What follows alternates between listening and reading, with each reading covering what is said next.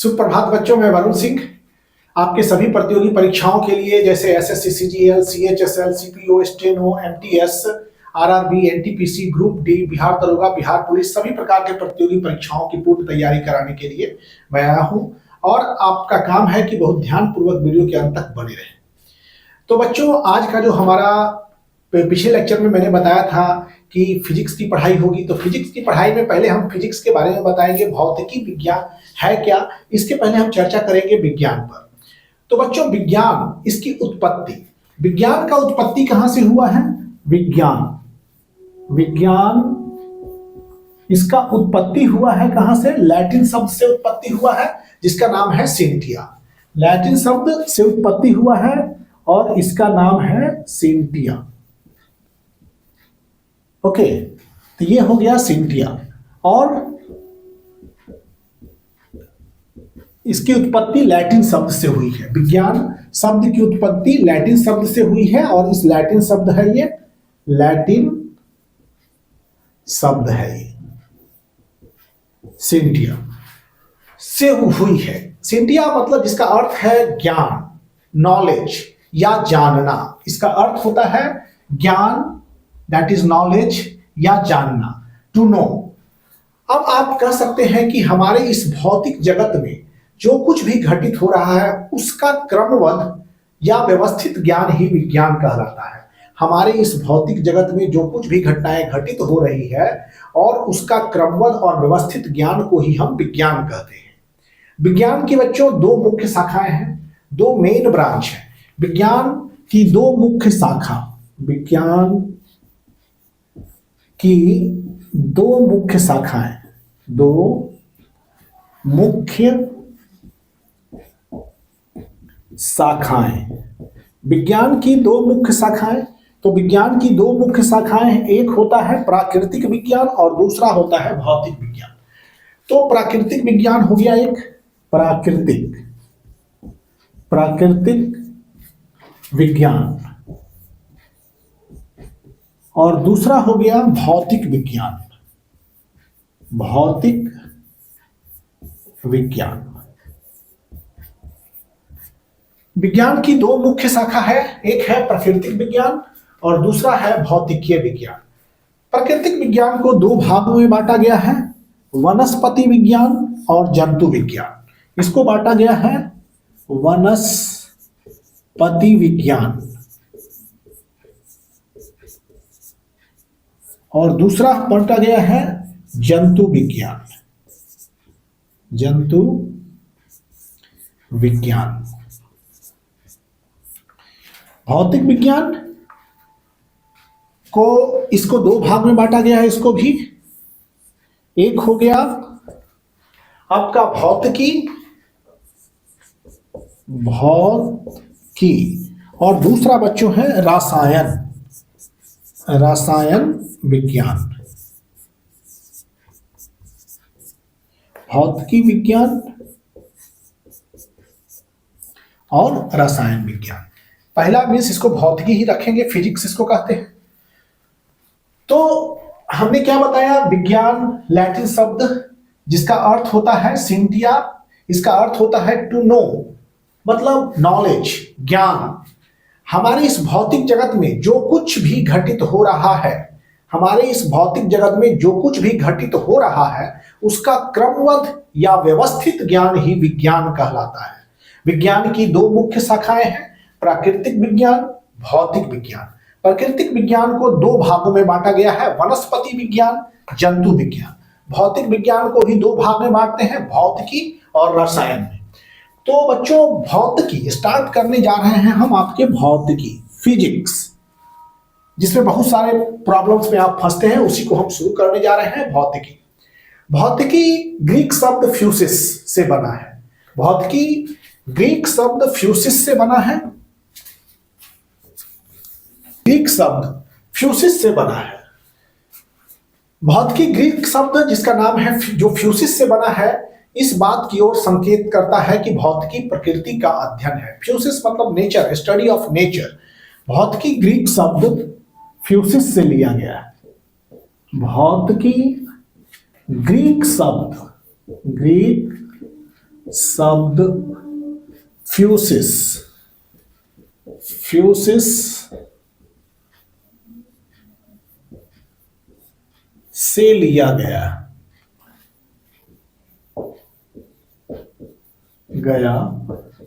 है, जो संकेत करता है प्रकृति की ओर। फ्यूसिस का अर्थ हो गया कि इस बात की ओर संकेत करता है कि भौतिकी प्रकृति का अध्ययन है। संस्कृत में भौतिक का अर्थ होता है प्राकृतिक। संस्कृत में भौतिक का अर्थ होता है, भौतिक का अर्थ है प्राकृतिक। प्राकृतिक संस्कृत में भौतिकी का अर्थ, भौतिक का अर्थ होता है प्राकृतिक। भौतिकी के प्रकृति का अध्ययन, भौतिकी है मतलब भौतिक को आप कह सकते हैं कि यह प्रकृति का अध्ययन है। इसका मूल तत्व विज्ञान के दो नियमों पर आधारित है। मतलब भौतिकी किसका अध्ययन हो गया? भौतिकी की प्रकृति का अध्ययन है, प्रकृति का अध्ययन है, प्रकृति का अध्ययन है। भौतिकी प्रकृति का अध्ययन है। इसका मूल तत्व विज्ञान के दो नियम पर आधारित है। इसका मूल तत्व क्या है? विज्ञान के, इसका मूल तत्व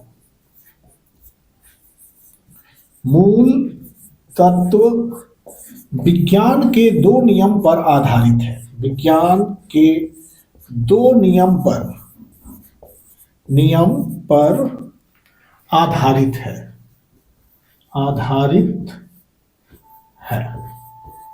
इसके दो नियम पर आधारित है। पहला नियम है कि प्रकृति नियमों द्वारा संचालित होती है। हमारी प्रकृति प्राकृति नियमों द्वारा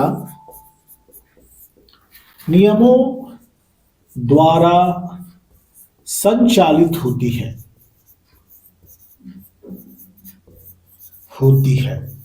प्रकृति जो है वो नियमों द्वारा संचालित होती है। और दूसरा है कि इन नियमों की संख्या सीमित है। इन नियमों की संख्या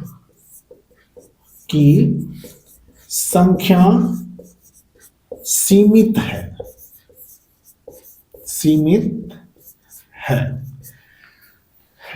नियमों की संख्या सीमित है।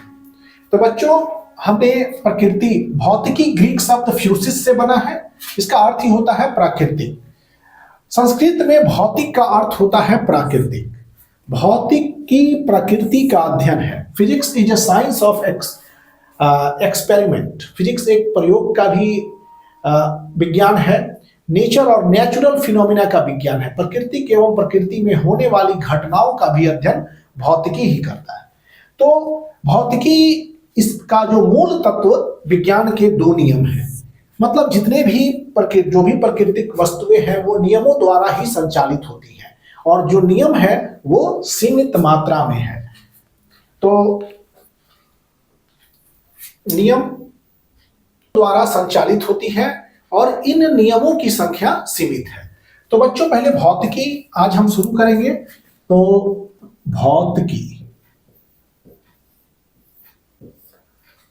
भौतिकी क्या है, सब कोई जानेंगे।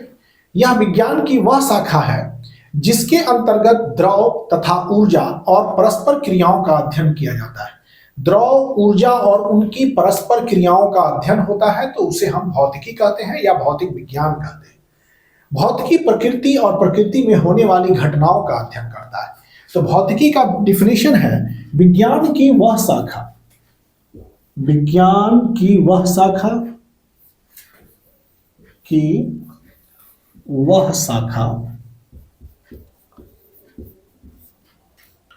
विज्ञान की वह शाखा जो पदार्थ, ऊर्जा,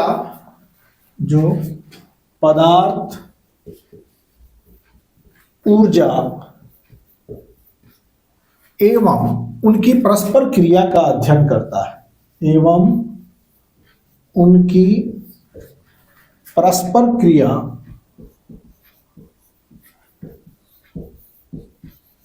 क्रिया का अध्ययन करता है, का अध्ययन करता है।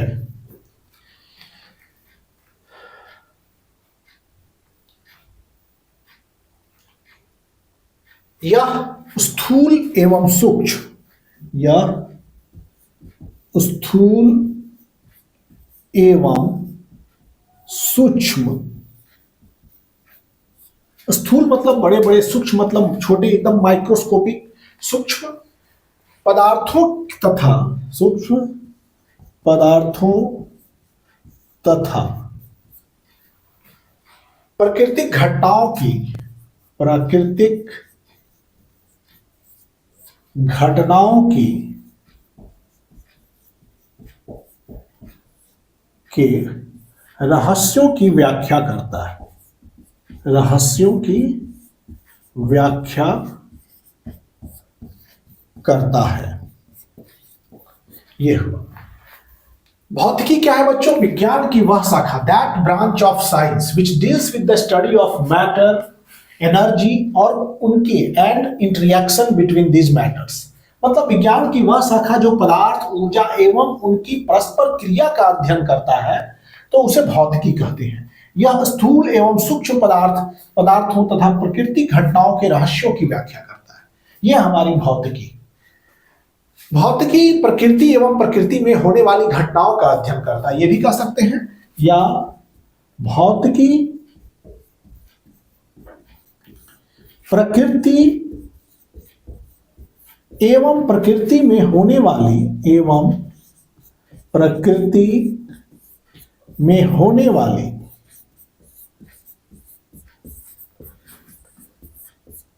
घटनाओं का अध्ययन करता है, का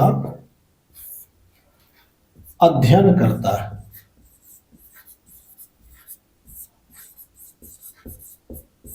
करता है, यह हो गया। भौतिकी प्रकृति एवं प्रकृति में होने वाली घटनाओं का अध्ययन करता है। सवाल हो सकता है कि प्रकृति और प्रकृति में होने वाली घटनाओं का अध्ययन करते हैं, तो विज्ञान की किस ब्रांच से? तो भौतिकी से। विज्ञान की वह शाखा जो पदार्थ, ऊर्जा एवं उनकी परस्पर क्रिया का अध्ययन करता है, वो भी भौतिकी ही कहलाता है। यह स्थूल हो, सूक्ष्म हो, सूक्ष्म पदार्थ हो, चाहे प्राकृतिक घटनाओं का कोई रहस्य का उजागर हो, तो ये भौतिकी ही कहलाता है। भौतिकी बच्चों, कुछ स्कॉलर्स, कुछ विद्वान यह मानते हैं कि यह ऊर्जा विषयक विज्ञान है। भौतिकी एक ऊर्जा विषयक विज्ञान है कुछ विद्वानों के मतानुसार। लेकिन भौतिकी का मुख्य सिद्धांत ऊर्जा संरक्षण का नियम है, law of conservation of energy. भौतिकी का मुख्य सिद्धांत ऊर्जा संरक्षण का नियम, जिसको इंग्लिश में कहेंगे law of conservation of energy. Okay, भौतिकी का मुख्य सिद्धांत ऊर्जा संरक्षण का नियम। भौतिकी का मुख्य सिद्धांत, मुख्य सिद्धांत ऊर्जा संरक्षण का नियम, ऊर्जा संरक्षण का नियम। इसलिए कुछ विद्वानों के अनुसार भौतिकी ऊर्जा विषयक विज्ञान है। इसलिए क्या है? कुछ विद्वान के अनुसार, कुछ विद्वानों के अनुसार, विद्वानों के अनुसार भौतिकी ऊर्जा विषयक विज्ञान है। भौतिकी ऊर्जा विषयक विज्ञान है, विज्ञान है। ओके, तो भौतिकी प्रकृति में होने वाली घटनाओं का अध्ययन करता है, प्रकृति का अध्ययन करता है। इसका मुख्य सिद्धांत है ऊर्जा संरक्षण सिद्धांत। भौतिकी का मुख्य सिद्धांत law of conservation of energy, ऊर्जा संरक्षण के नियम। और इसीलिए बहुत सारे विद्वान भौतिकी को ऊर्जा विषयक विज्ञान भी कहते हैं। ये ऊर्जा विषयक विज्ञान है। अब नियम, ऊर्जा संरक्षण का नियम भौतिकी का मुख्य सिद्धांत है। और बच्चों, अध्ययन की सुविधा हेतु भौतिकी को निम्नलिखित 8 भागों में बांटा जाता है। हमारे अध्ययन सुचारू ढंग से हो, इसके लिए भौतिकी को 8 भाग में बांटा गया है। अध्ययन के सुविधा हेतु, अध्ययन के सुविधा हेतु भौतिकी को 8 भागों में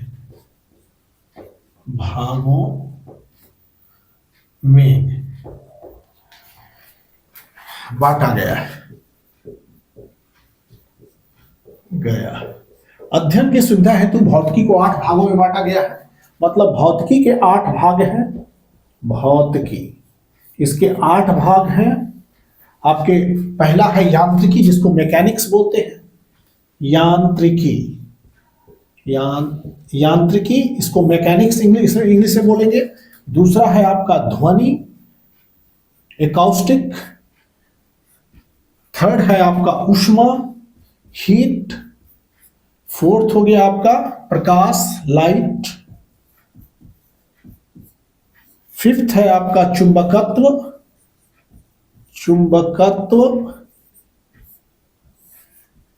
सिक्स्थ है इलेक्ट्रॉनिकी।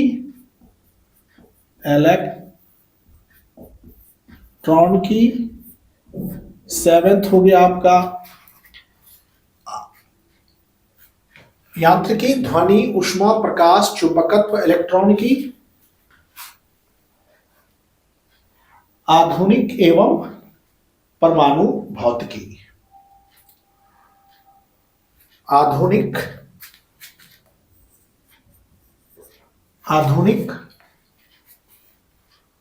भागों में बांटा गया है। भौतिकी में यांत्रिकी, ध्वनि, ऊष्मा, प्रकाश, चुंबकत्व, इलेक्ट्रॉनिकी के पहले विद्युत, यहां पर विद्युत, फिर इलेक्ट्रॉनिकी,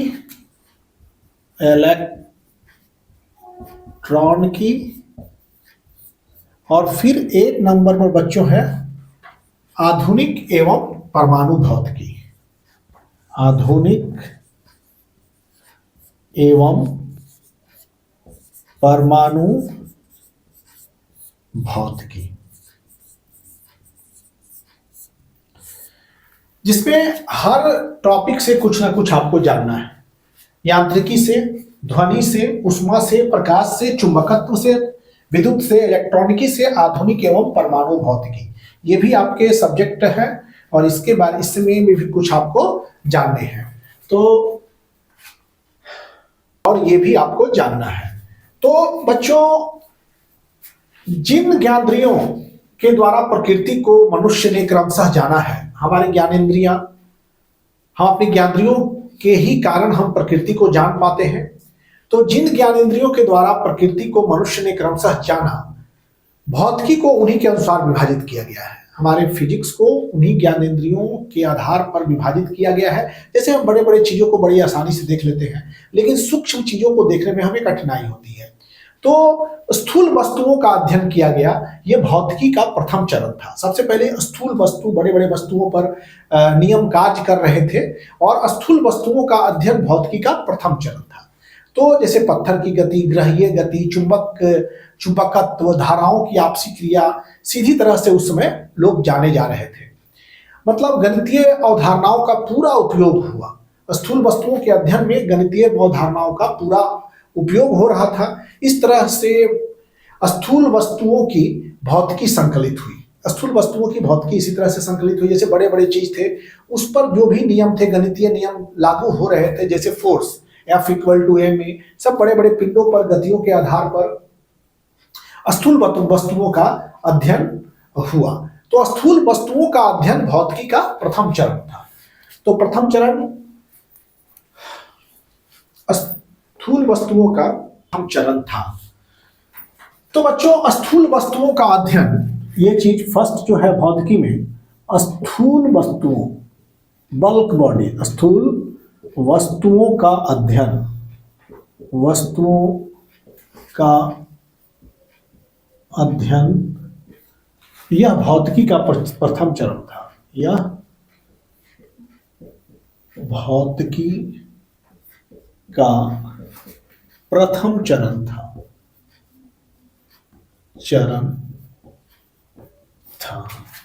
स्थूल वस्तुओं का अध्ययन भौतिकी का प्रथम चरण था। इसमें जैसे ग्रह की गति, प्लैनेट्स की गति, फोर्स को लगा के न्यूटन के जितने भी मैकेनिक्स आते थे, ये सब प्रथम चरण, भौतिकी के प्रथम चरण के तहत ही आए। जैसे पत्थर की गति, चुंबक, धाराओं की आपसी क्रिया, इसमें आते हैं पत्थर की गति। जैसे पत्थर की गति, मतलब कि न्यूटन की गति, सारे जो है इसी में आ जाएंगे। जैसे न्यूटन की गति, चुंबकत्व, धाराओं की आपसी क्रिया, धाराओं कहने का अर्थ है विद्युत धाराओं की आपसी क्रिया की आपसी क्रिया, ये सब स्थूल वस्तुओं का अध्ययन या भौतिक का प्रथम चरण था। और ये सीधी तरह से जाना जा रहा था, सीधी तरह से इसको लोग समझ रहे थे। इसमें इस समय गणितीय नियम का खूब उपयोग हो रहा था। इस समय गणितीय नियम का खूब उपयोग हो रहा था। गणितीय नियम का उपयोग हो रहा था, उसी समय न्यूटन ने देखा, न्यूटन और लेबनिज ने मिलकर कैलकुलस का जन्म दिया। वो फिजिक्स को अध्ययन करने के लिए ही इस गणितीय नियम का उपयोग किए थे। इस तरह से स्थूल वस्तुओं की भौतिकी संकलित हुई। इसी तरह से स्थूल वस्तुओं की भौतिकी का संकलन हुआ। इस तरह से स्थापित हुई शाखा चीर सम्मत भौतिकी। और ये जो है, ये शाखा क्या हो गया? ये हो गया चीर सम्मत भौतिकी। मतलब कि जहां गणितीय नियम के उपयोग हो रहे थे, स्थूल बड़े बड़े पिंडों के अध्ययन हो रहे थे, तो इस समय गणितीय नियम का भी उपयोग हो रहा था भौतिकी का, जब प्रथम चरण था। और इसी समय आया चीर सम्मत भौतिकी, जिसको इंग्लिश में क्लासिकल फिजिक्स बोलते हैं। क्लासिकल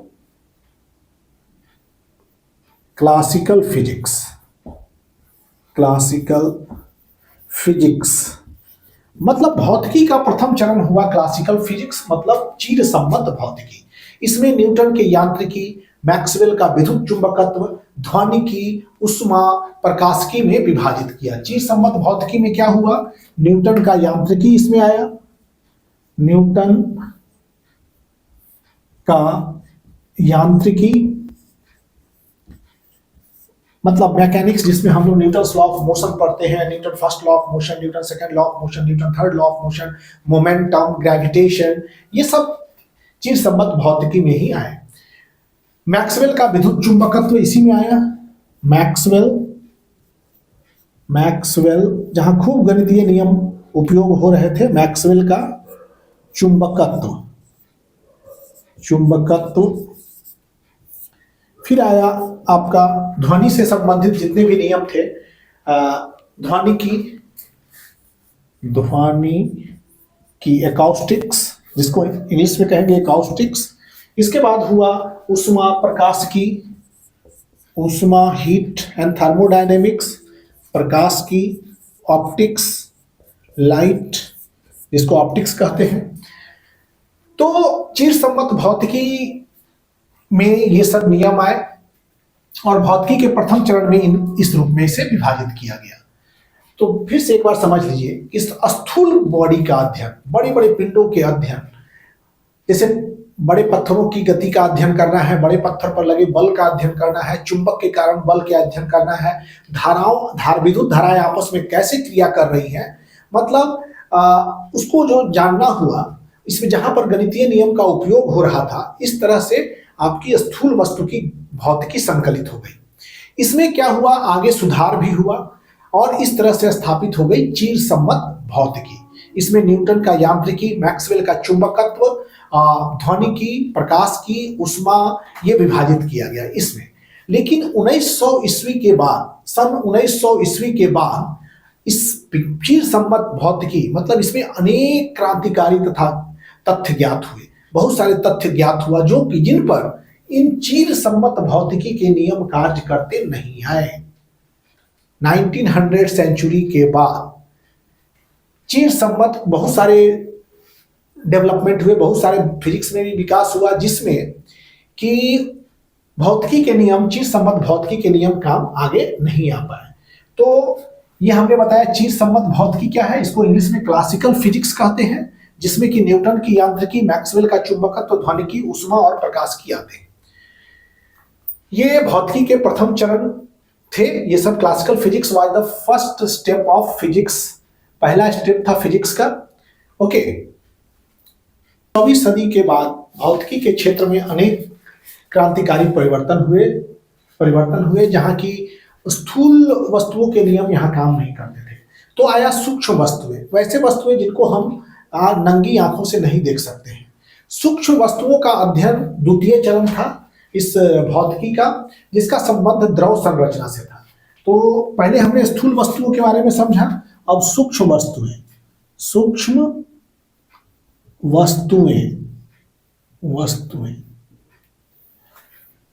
माइक्रोस्कोपिक बॉडीज, जैसे कि आपको ये भौतिकी के अध्ययन का द्वितीय चरण था। सूक्ष्म वस्तुएं ये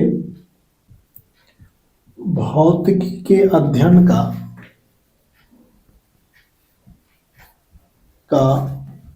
द्वितीय चरण था।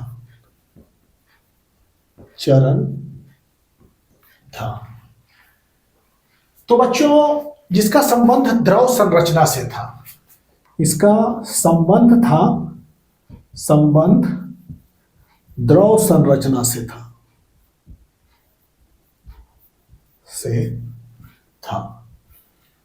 जैसे अणु परमाणु जैसे हो गए, अणु परमाणु, नाभिक, न्यूक्लियस, नाभिक, तथा इनको बनाने वाले अवयवी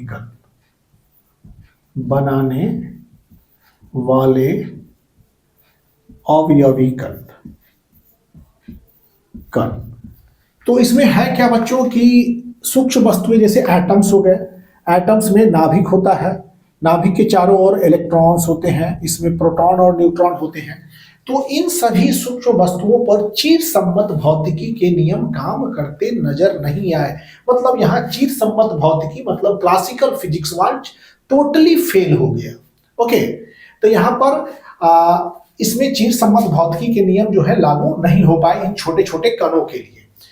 तो प्रोटॉन, न्यूट्रॉन, अवयवी कण, इसके कौन कौन हो गए? इलेक्ट्रॉन, प्रोटॉन तथा न्यूट्रॉन। इन सबों के गति पर चीर सम्मत के भौतिकी के जो नियम थे वो लागू नहीं होते थे। इनके अध्ययन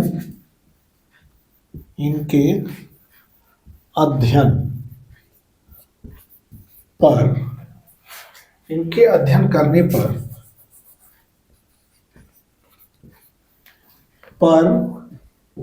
चीर सम्मत, क्लासिकल फिजिक्स इसको कहते हैं, चीर सम्मत भौतिकी के नियम लागू नहीं हो पाए, नियम असफल नजर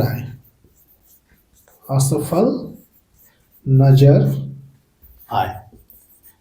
मतलब वैसे सूक्ष्म वस्तुएं जिनको हम अपनी आंख से तो क्या छोटे छोटे माइक्रोस्कोप से भी नहीं देख पाते हैं, तो जैसे कि आपके इलेक्ट्रॉन, प्रोटॉन, न्यूट्रॉन, परमाणु, अणु, नाभिक, इन पर क्या हुआ कि चीर सम्मत भौतिकी के नियम जो कि स्थूल पिंडों पर लागू होते थे वो इस पर काम नहीं किए, एवं एक ज्यादा व्यापक सिद्धांत आवश्यक हो गया कि इनके नियम को बताने के लिए अब उनको नए सिद्धांत की आवश्यकता थी, और एक ज्यादा व्यापक सिद्धांत को खोजने में लग गए जो सूक्ष्म वस्तुओं की गति स्थिति का वर्णन कर सके। तो इसका जन्म इससे जन्म हुआ क्वांटम भौतिकी का, जो कि आज मॉडर्न फिजिक्स का, आधुनिक भौतिकी का हिस्सा है।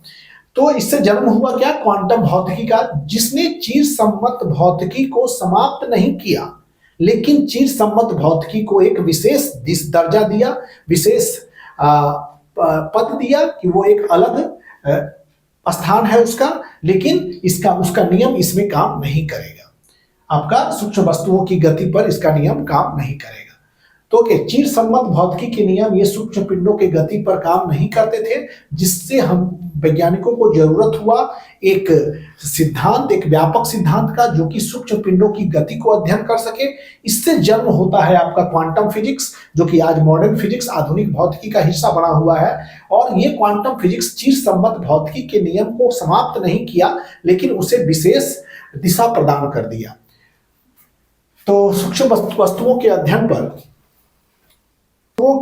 पर चिर सम्मत भौतिकी के नियम काम नहीं कर पाए। ओके, तो जैसे कि चिर सम्मत भौतिकी के नियम सूक्ष्म वस्तु, जैसे कि एटम्स, ये नाभिक हो गया परमाणु का, छोटे छोटे नाभिक हो गए, इलेक्ट्रॉन, प्रोटॉन, न्यूट्रॉन, इन सभी पर सूक्ष्म चिर सम्मत भौतिकी के नियम नहीं काम किए। तो बच्चों, यहां पर एक ज्यादा व्यापक सिद्धांत आवश्यक था। यहां सूक्ष्म वस्तुओं के अध्ययन करने के लिए व्यापक सिद्धांत, यहां एक व्यापक सिद्धांत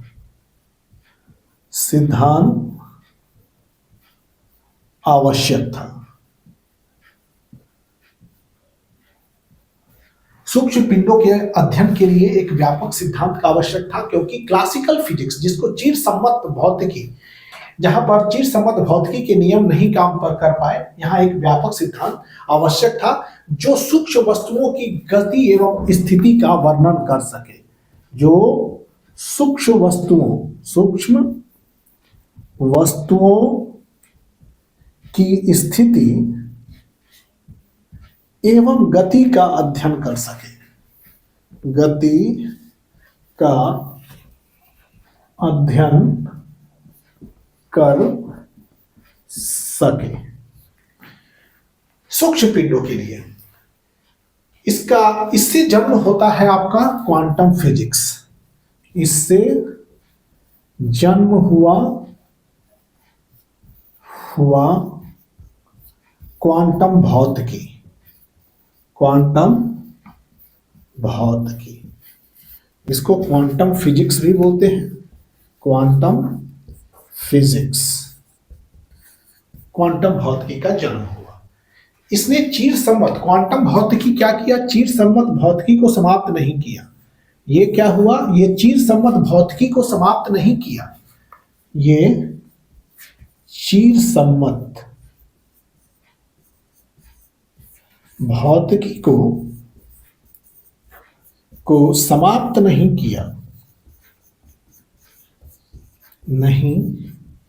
किया, बल्कि उसे क्या दिया, उसे विशेष दशा प्रदान किया, बल्कि उसे विशेष दशा प्रदान, स्पेशल केस प्रदान किया। नया नियम तो जन्म हुआ, क्वांटम भौतिकी का जन्म हुआ, लेकिन क्वांटम भौतिकी का जन्म चिर सम्मत भौतिकी का अंत नहीं हुआ। चिर सम्मत भौतिकी को एक विशेष दर्जा मिल गया, एक स्पेशल दशा मिला, स्पेशल केस हो गया वो, कि इन्हीं पिंडों पर ये जो चिर सम्मत भौतिकी के नियम नजर आएंगे, सूक्ष्म पिंडों पर चिर सम्मत भौतिकी के नियम नजर नहीं आएंगे। चिर सम्मत भौतिकी जो था वो प्रथम चरण था भौतिकी का, और सूक्ष्म पिंडों की गति अध्ययन जो भौतिकी का दूसरा चरण था। सूक्ष्म वस्तुओं का अध्ययन ये दूसरा था, सूक्ष्म वस्तुओं के अध्ययन को पढ़ रहे हैं, सूक्ष्म वस्तुओं का अध्ययन ये भौतिकी का दूसरा चरण था, भौतिकी का दूसरा चरण था। पहला चरण क्या था, स्थूल पिंड। अब दूसरा चरण भौतिकी के सूक्ष्म वस्तुओं का अध्ययन, जिसमें कि चिर सम्मत भौतिकी के नियम काम नहीं किए। कौन सा नियम काम किया, क्वांटम भौतिकी। आगे चल के मॉडर्न फिजिक्स हो जाता है, आधुनिक भौतिकी हो जाता है। अब बच्चों फिर है तीव्र गति। जैसे कि पहले हमने पढ़ा कि स्थूल पिंड थे जिन पर जो है चिर सम्मत भौतिकी के नियम नजर आए, सूक्ष्म पिंड जिसमें क्वांटम फिजिक्स, क्वांटम भौतिकी आया। तो अब सूक्ष्म पिंड पर चिर सम्मत भौतिकी के नियम नहीं लागू होते थे। अब है एक तीव्र गति पर। तीव्र गति पर गति का अध्ययन करना। तीव्र गति मतलब वेरी हाई स्पीड। तो बच्चों तीव्र गति के वस्तुओं का अध्ययन करने पर एक नया बात सामने आया वैज्ञानिकों को, जिन पर लघु गति के नियम काम नहीं कर पाए। छोटे छोटे गति जैसे 20 मीटर पर सेकंड, 25 मीटर पर सेकंड, तो ये गति के नियम वहां काम नहीं कर पाए। और भौतिकी का नियम का स्वरूप, भौतिकी के नियम का रूप जो है गति के साथ बदलने लगा। गति के साथ भौतिकी का नियम बदलना शुरू हो गया। इन्हें आइंस्टीन महोदय ने सही स्वरूप दिया।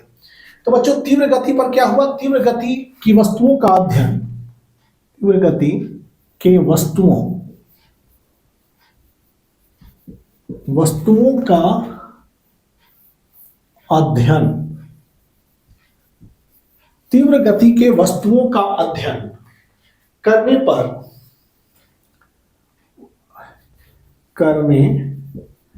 पर एक नई बात सामने आई। एक नई बात सामने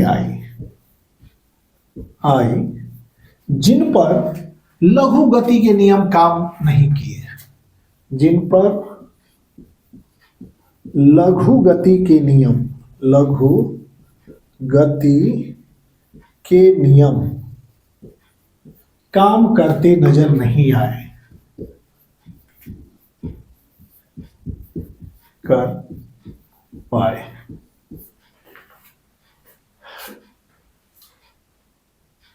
भौतिकी का नियम का रूप गति के नियम के साथ बदलने लगा। भौतिकी के नियम का रूप,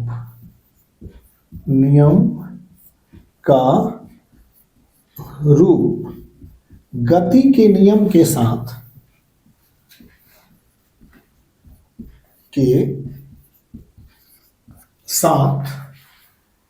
बदलने लगे।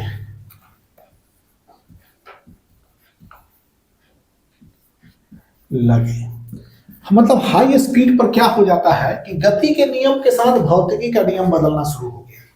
तो भौतिकी के नियम का रूप जो है गति के साथ क्या होता है? बदलना शुरू हो जाता है। इन्हें आइंस्टीन महोदय ने सही स्वरूप दिया। और इसको सही स्वरूप दिया कौन? सही स्वरूप एल्बर्ट आइंस्टीन ने दिया।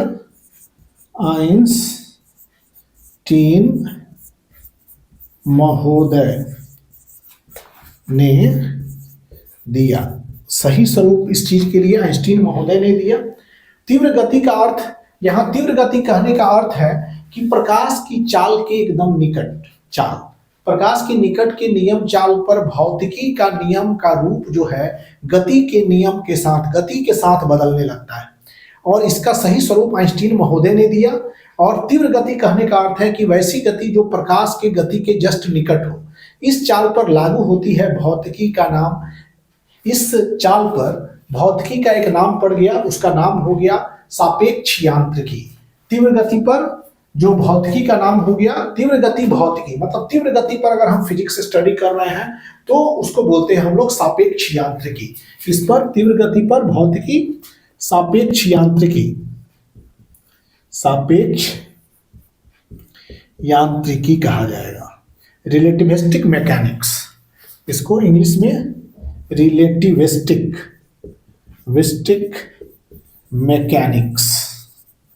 मैकेनिक्स।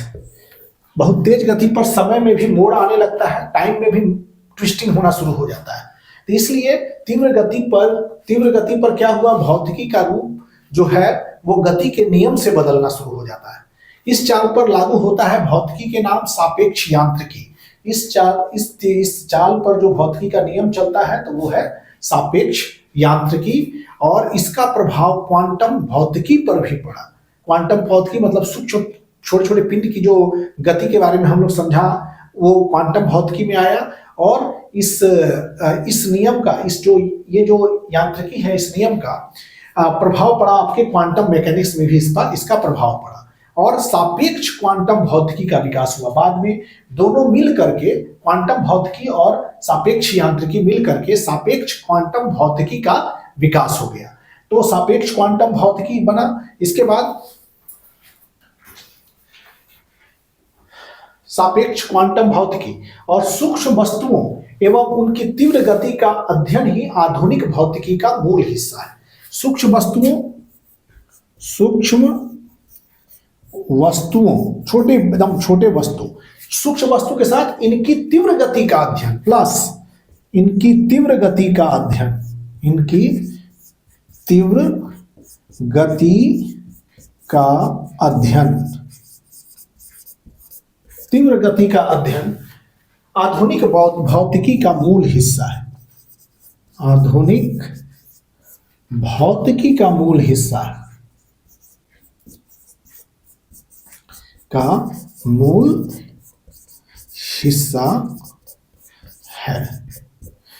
तो आधुनिक भौतिकी का मूल हिस्सा हुआ। तो बच्चों, हमने आज कहा था कि मात्रक माप के बारे में बताने के लिए, लेकिन पहले भौतिकी के बारे में मुझे समझाना बहुत जरूरी था, इसलिए भौतिकी पर जितने भी कॉन्सेप्ट थे वो आपको दिए, और अगले लेक्चर में फिर मापन और मात्रक से स्टार्ट करेंगे हम। तब तक thank you for watching videos. आप लाइक कीजिए, शेयर कीजिए और हमारे चैनल को सब्सक्राइब कीजिए।